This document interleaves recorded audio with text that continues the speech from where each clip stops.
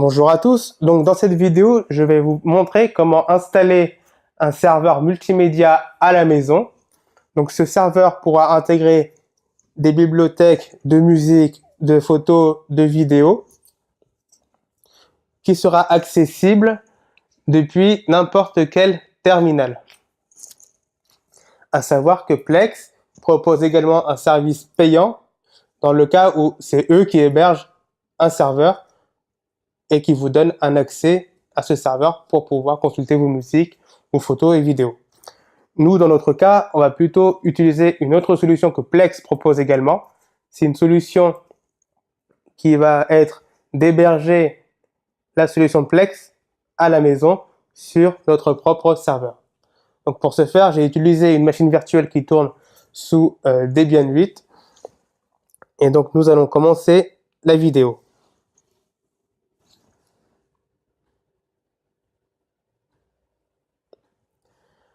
Alors dans un premier temps, je vais ouvrir un terminal.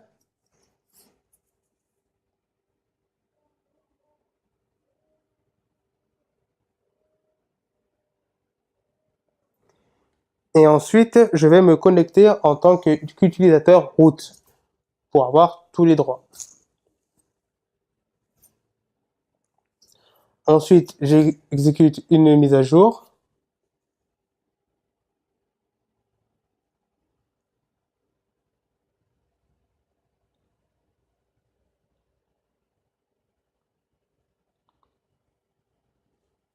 Ensuite, je vais installer l'application Curl qui va permettre de récupérer des archives sur Internet.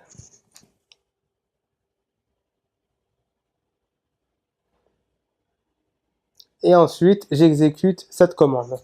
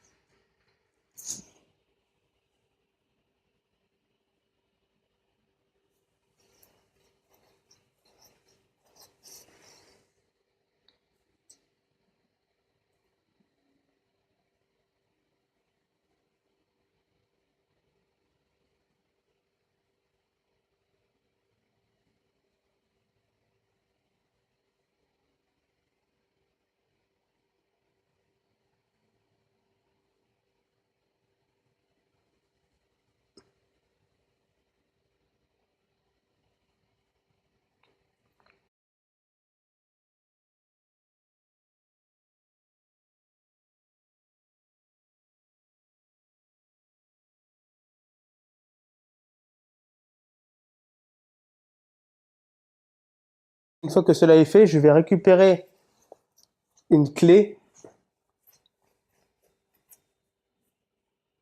sur le site shell.netsgate.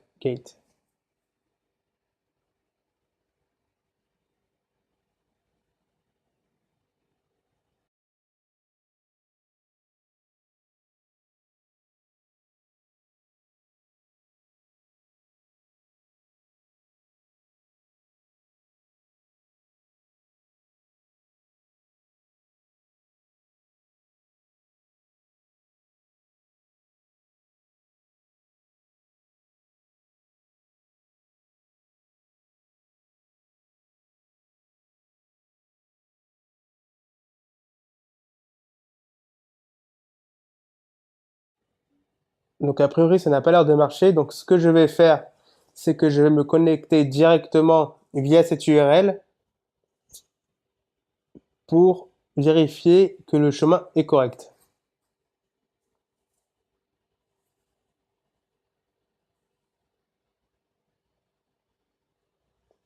Alors, il n'a pas pris en compte le copier.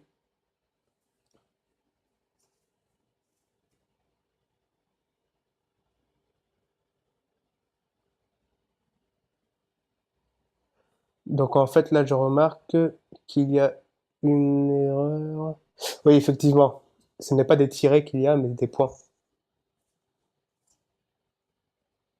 Donc, je vais modifier cela.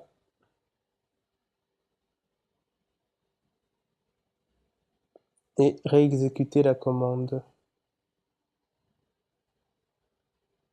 Voilà. Donc là, ça a fonctionné.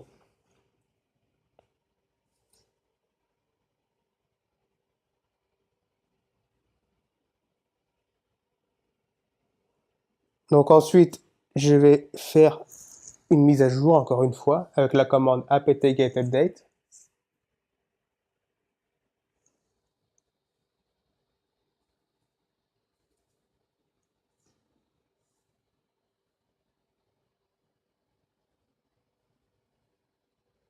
Et exécuter la commande apt-upgrade.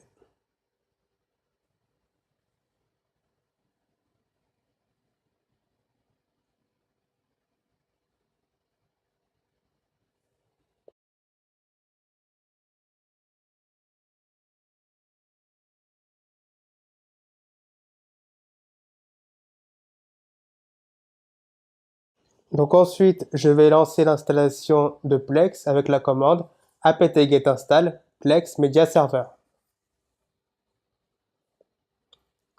Donc là, c'est pareil.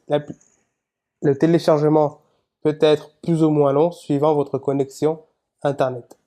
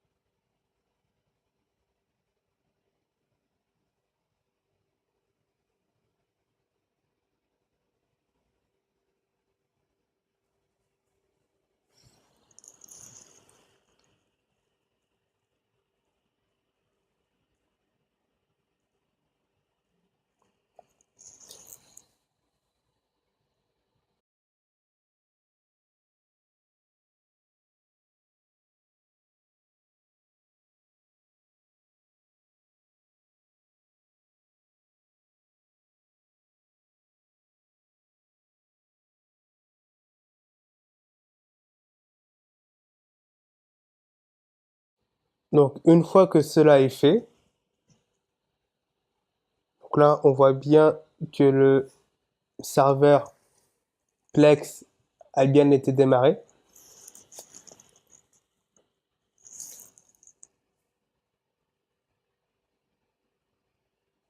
Il va falloir attribuer des droits sur les dossiers à laquelle on veut accéder depuis le serveur multimédia. Donc avec la commande chmod-r 775. Donc moi je vais donner les droits sur le dossier documents. Ensuite le dossier images, musique et vidéo.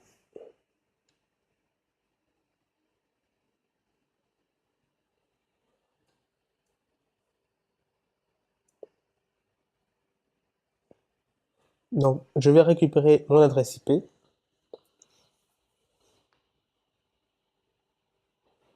Puis je vais me connecter à un navigateur internet.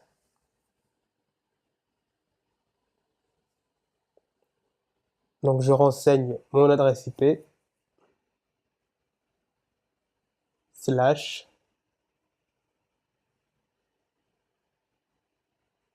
Alors avant ça, il faut se connecter sur le port 32400. Ensuite, on met le slash web.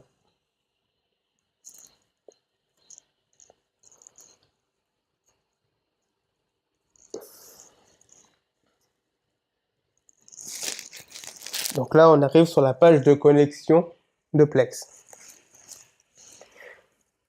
Donc, dans un premier temps, il va falloir s'enregistrer, c'est-à-dire créer un nom d'utilisateur, renseigner une adresse mail et un mot de passe. C'est grâce à cela qu'on va pouvoir se connecter depuis chaque terminal en fait. Une tablette, un téléphone ou un PC, ou même sur une télé.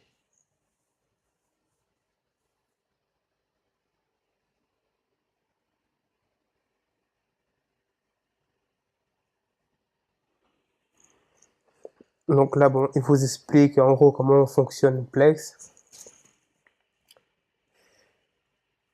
Donc c'est ce que je vous disais, hein, c'est pour, par exemple, synchroniser vos mobiles, etc. C'est un tarif différent.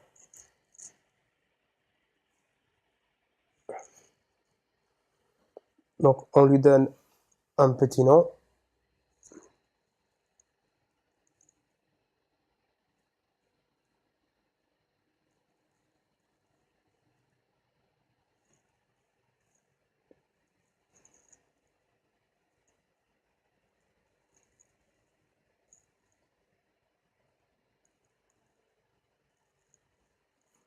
Donc là, vous êtes sur le tableau de bord du serveur Plex.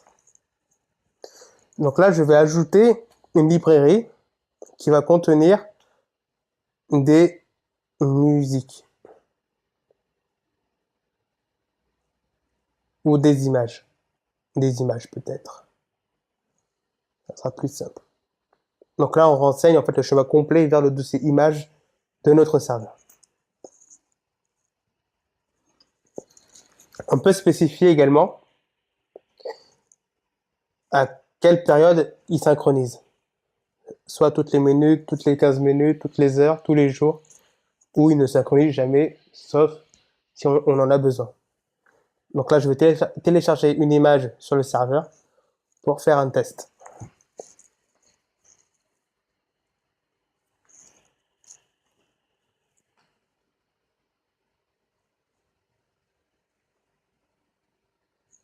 Donc, bien entendu, je l'enregistre dans le dossier images.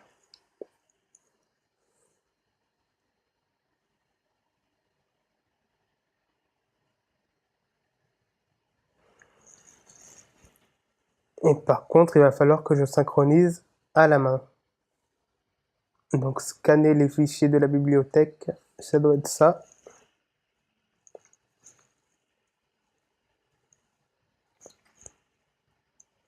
Et donc voilà, on a bien notre image qui apparaît sur notre serveur Plex. Ou du moins sur le tableau de bord, pour être plus précis.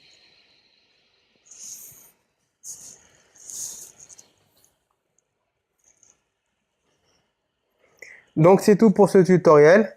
Dans cette vidéo, nous avons vu comment installer un serveur multimédia à l'aide de Plex. Il existe d'autres solutions, notamment Kodi, qui est assez similaire.